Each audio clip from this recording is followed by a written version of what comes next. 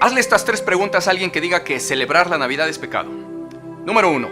Si Navidad de Jesús significa nacimiento de Jesús, entonces quiere decir que muchos pastores y cristianos se están enojando de que yo me alegre celebrando que Jesús nació. ¿Es eso? Número 2. Entonces, cuando me dicen que es pecado celebrar la Navidad, ¿me están diciendo que es pecado celebrar que Jesús nació? Y número 3. Se enojan y me prohíben que yo confiese que el Hijo de Dios, Jesús, ha venido en carne. Interesante, ¿no? Porque precisamente Dios dice en 1 de Juan 4:2 que en esto conocemos el Espíritu de Dios. Todo espíritu que confiesa que Jesucristo ha venido en carne o nacido en carne es de Dios. Y todo espíritu que no quiere confesar que Jesucristo ha nacido o venido en carne no es de Dios. Y este, dice a continuación, es el espíritu del anticristo. Ese es el primero de varios versículos que son violados por quienes afirman que es pecado celebrar la Navidad o nacimiento de Jesús, entre muchos otros que iremos viendo. ¿Por qué debería serme pecado celebrar que un día vino en carne y nació Jesús, el Santo Hijo de Dios? En la segunda mitad de este video yo voy a explicarte todos los argumentos bíblicos a favor de celebrar la Navidad, que en la Biblia sí aparecen y que incluso nos invitan a celebrar que Jesús nació. Pero en esta primera mitad yo quiero que en primer lugar derribemos uno por uno todos los argumentos errados que ellos dan en contra de celebrar la Navidad. Empecemos. Argumento errado número 1. Nos dicen que Jesús no nació un 25 de diciembre. Eso nadie lo sabe en realidad, pero vamos a suponer que es verdad. Ahora, que nadie sepa qué día nació mi Salvador me prohíbe a mí gozarme de que un día nació y me prohíbe eso, celebrárselo a Él el día que yo quiera. De verdad, otros cristianos que dicen gozarse por tener un Salvador y amar a Jesús, me están diciendo a mí que como no nació ese día, ¿me es pecado gozarme de que nació ese mismo Salvador que ellos aman? Eso no es argumento lógico válido para prohibir la Navidad y que la hagan pecado. Pero, independientemente del argumento lógico que violan, el argumento bíblico es más importante todavía. Y es que, con esa afirmación que están haciendo, violan muchos versículos de la Escritura, donde Dios nos dice todo lo contrario. Por ejemplo, en Romanos 14:4, que dice: ¿Tú quién eres que juzgas al criado ajeno? Para su propio Señor está en pie o cae, pero estará firme, porque poderoso es su Señor.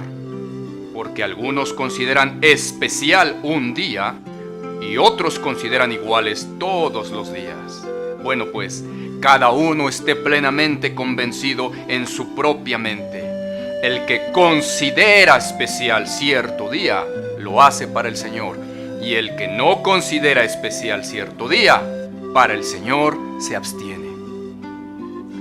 De tal manera que, si por considerar nosotros especial un día, en este caso el 25 de diciembre, o cualquier otro día en que uno quiera celebrar que Jesús nació, otro hermano en Cristo no censura o juzga por ello, está violando los mandatos de Dios de no juzgarme ni censurarme por ello. Esos son los segundos versículos y mandatos bíblicos de la Escritura que se violan por censurar la Navidad. Y hay más. En Colosenses 2:20 al 22 y 2:16 dice Dios: pues si ya han muerto en Cristo en cuanto a las filosofías del mundo, ¿por qué entonces, como si aún fueran del mundo, se dejan someter por órdenes de hombres, tales como: no comas eso, ni siquiera toques lo otro, no hagas aquello, de acuerdo a doctrinas y mandamientos que hacen los hombres? Por lo tanto, nadie los quiera juzgar en cuanto a que comen o que beben, o si guardan o no el día de reposo o de luna nueva, o en cuanto a qué fiestas celebras. Ese es el tercero de muchos pasajes e incontables versículos que están violando esas prohibiciones de hombres. Por lo tanto, que no se sepa el día exacto de la Navidad o nacimiento de Jesús no es argumento ni lógico, como ya vimos primero, pero mucho menos bíblico, como acabamos de demostrar ahorita. Argumento errado número 2.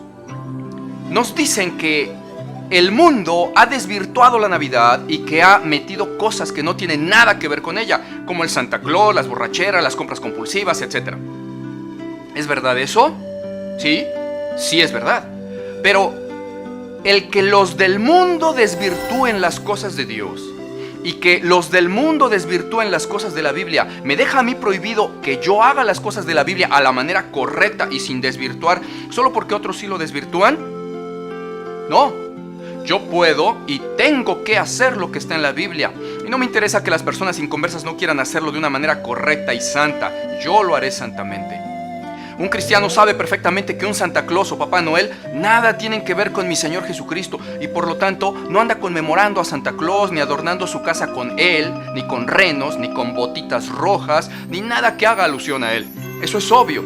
Y si los del mundo lo hacen, pues por eso son del mundo. Pero nosotros ya no somos del mundo. Por lo tanto, no es argumento válido que me prohíban gozarme de que mi Salvador nació solo porque en la calle otros tienen a Santa Claus, o porque compran compulsivamente, o porque se emborrachan. Ellos son del mundo, nosotros somos de Dios. No es argumento lógico válido.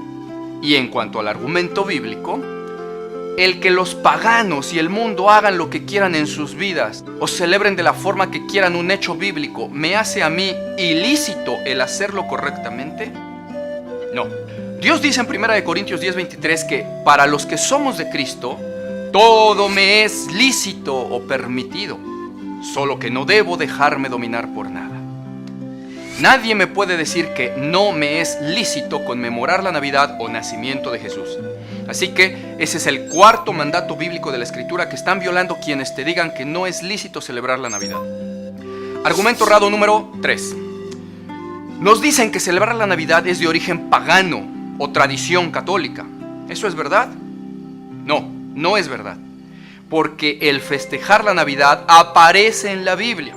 Y lo vamos a ver y a explicar más adelante, pero aun si eso fuera verdad, que no lo es, pero si lo fuera, veamos el error lógico en ello. Que algo haya sido hecho inicialmente por un pagano, ¿me impide a mí que yo lo pueda hacer después siempre que no esté prohibido expresamente por Dios? Por supuesto que no. Te pongo un ejemplo bien facilito. Los que usan tal argumento, ¿no deberían usar nunca acaso un termómetro? Porque el termómetro es de origen pagano, lo inventó un pagano, específicamente un católico, Galileo Galilei, quien incluso cursó seminario católico. ¿No deberían usar termómetro porque es de origen pagano y católico? ¿O no deberían usar guitarra eléctrica para alabar a Dios en sus cultos porque los inventores de ella fueron paganos, entre católicos y ateos? Incluso los primeros usos para ella fueron paganos, porque se usaba inicialmente para tocar blues y rock and roll en los conciertos. ¿Es entonces pecado también hacer alabanzas con guitarra eléctrica porque es de origen pagano o católico? Claro que no.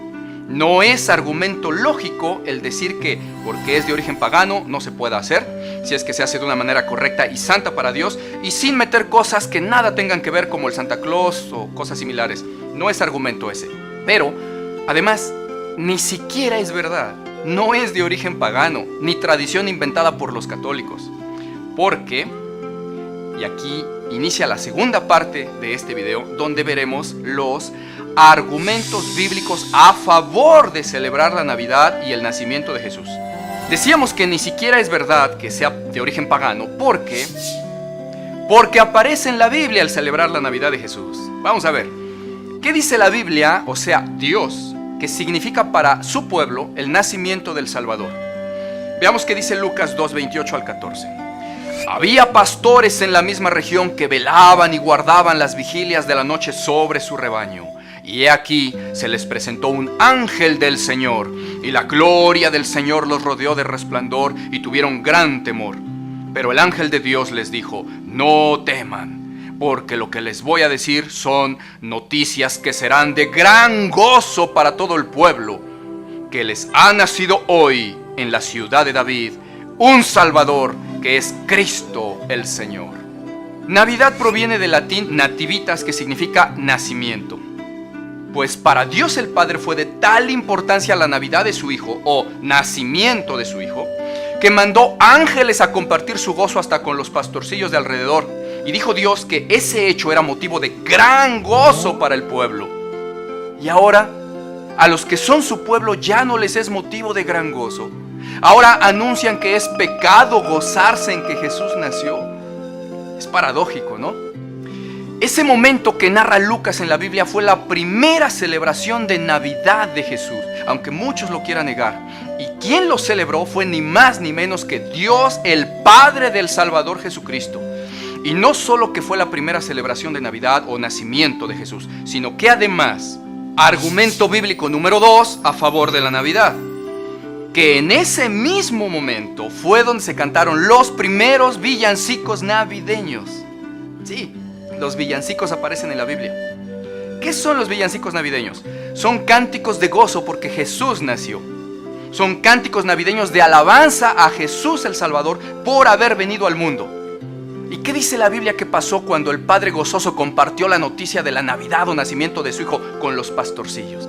Lucas 2:13 al 14 nos dice: y repentinamente apareció con el ángel una multitud de huestes celestiales que alababan a Dios y decían: gloria, gloria, gloria a Dios en las alturas y en la tierra paz y buena voluntad para con los hombres. Cuánto gozo era para el Padre la noticia de haber nacido en la carne su Hijo amado, que no envió uno, sino una multitud de ángeles a cantar al unísono: gloria, gloria a Dios.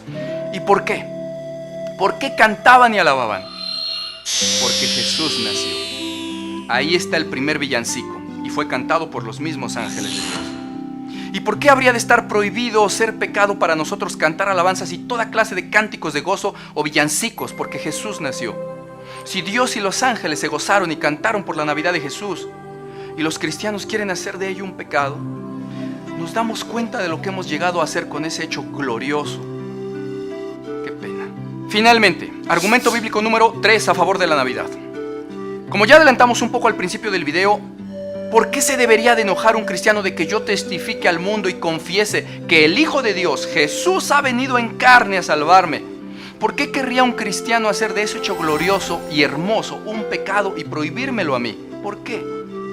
La Biblia nos habla a favor de testificar y confesar que Jesús ha venido en carne, como lo vimos en 1 de Juan 4, 2 al 3, que dice: en esto conocemos el Espíritu de Dios.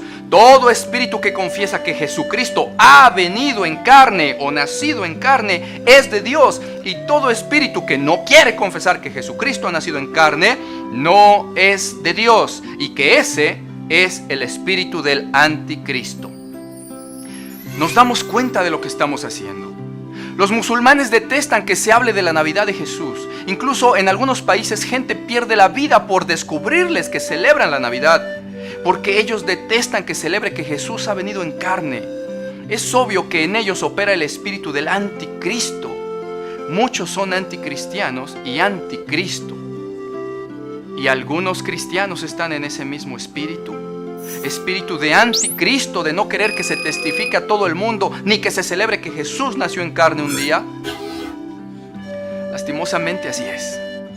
Ahora nos damos cuenta entonces de que hay un espíritu anti-Navidad en musulmanes y en algunos cristianos también. Y también vemos que hay un espíritu navideño. Y no es el espíritu distorsionado de falsa Navidad, de borracheras, de Santa Claus y de renos, no, sino el espíritu que testifica, celebra y confiesa que Jesús ha venido en carne. Y ese espíritu, dice en 1 de Juan, que es el Espíritu de Dios. Ese es el verdadero espíritu navideño, el que se goza porque Jesús nació. El nacimiento de Jesús, el Santo Hijo de Dios, es una de las cosas más gloriosas de la eternidad, al igual que su resurrección. Y hemos hecho de ello ahora un pecado. Y lo peor de ello, con argumentos antibíblicos y solo de tipo filosófico y religioso, como lo hacen los testigos de Jehová. ¿No somos acaso los cristianos, los nacidos de nuevo, hijos de un mismo Padre Celestial, con el cual gozarnos, como a Él le dio gozo que naciera su Hijo? ¿No es un mismo Salvador nuestro acaso? Si la gente se conmemora o se celebra sus cumpleaños, el precioso Hijo del Altísimo, ¿no se merece acaso toda la gloria, toda la honra por motivo de que un día nació, independientemente del día exacto? Por supuesto que sí. ¿Por qué afanarse tanto algunos, siendo cristianos, en censurar que celebremos el nacimiento del Salvador Jesucristo y precioso Señor nuestro? ¿Por qué no preocuparse más bien por vivir y enseñar la santidad que nos enseñó el Salvador? Enojarse porque celebramos que Jesús nació y llamar a ese hecho y ese gozo un pecado. No, gózate con nosotros, hermanito, alégrate, testifícale al mundo que un día el Santo Hijo de Dios dejó su trono de gloria en el cielo para venir en carne, y que nació en un humilde pesebre para enseñarnos humildad y amor, y que ese niñito precioso que un día nació en carne, años después fue glorificado al vencer a la muerte para que todo aquel que a él se entregue tenga vida eterna. Testifícale al mundo que tú te gozas en el nacimiento del que ahora tiene toda potestad en el cielo, en la tierra y debajo de la tierra, y que ese Salvador, nacido en carne, ahora para toda la creación, es Dios de dioses, Rey de reyes y Señor de señores, y es tuyo para siempre. Bendito sea su nombre. Mi amado hermanito, hay mucho más que decir sobre este tema. El pueblo judío celebra por las mismas fechas la fiesta del Hanukkah o fiesta de las luces, la cual en el Nuevo Testamento se menciona como la fiesta de la dedicación. ¿Y sabes qué? Jesús habló en esas fiestas de las luces sobre que Él es la verdadera luz del mundo. Así que el pueblo judío no lo sabe, pero cuando celebra la fiesta de la purificación o dedicación del templo físico por haber sido restaurado, y que se menciona en Lucas, en realidad están conmemorando la restauración del templo espiritual que es el cuerpo de Jesús. Sin aceptar al Mesías y sin saberlo, los judíos ya lo conmemoran también, así como lo hacen con la Pascua, donde sin saberlo conmemoran la muerte del Cordero de Dios. El tema es bien interesante y amplio, hermanito. Si quieres saber más de esta simbología bíblica hermosísima, yo te invito a que veas nuestra prédica completa de la Navidad, donde hablamos a detalle todas estas cosas. Y también mira el siguiente video corto que subiremos en unos días, donde vamos a hablar sobre el árbol navideño, los pesebres o nacimientos, las luces, etc.